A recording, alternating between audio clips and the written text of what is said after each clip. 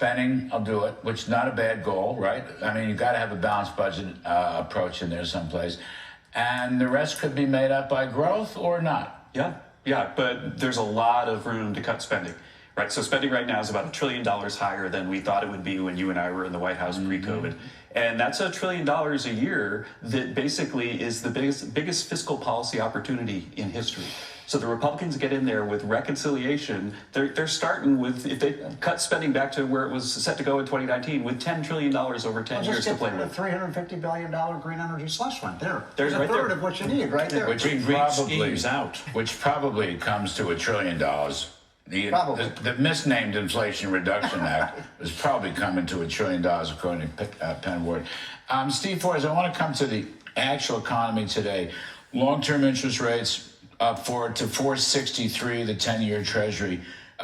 Retail sales out today probably stronger than Wall Street expected. The price of gold is soaring. I think it moved through $2,400 today. What's your read on the economy? The economy is growing. However, the gold price, commodity prices are telling us the dollar is wobbly, even though in other currencies are even worse. The Fed's got problems ahead, and you don't cure it by raising interest rates and depressing the economy. Stabilize the dollar, make the dollar as good as gold, as Greenspan sort of did in the 1990s, and you'll see the dollar stabilize and the economy grow, and the Fed can take a long-term vacation. Leave the economy alone.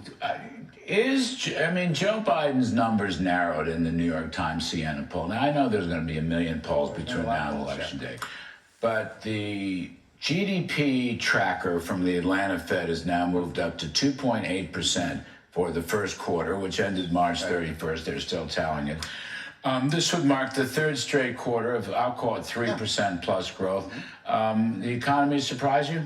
Well, yeah, it's better than I thought it would be, but I just want to remind you, do you know what the fastest growing sector of the economy is?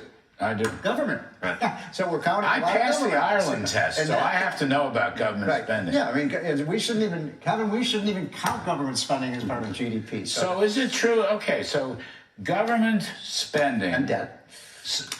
Presumably stimulating consumer spending. Are we getting it on the, so we have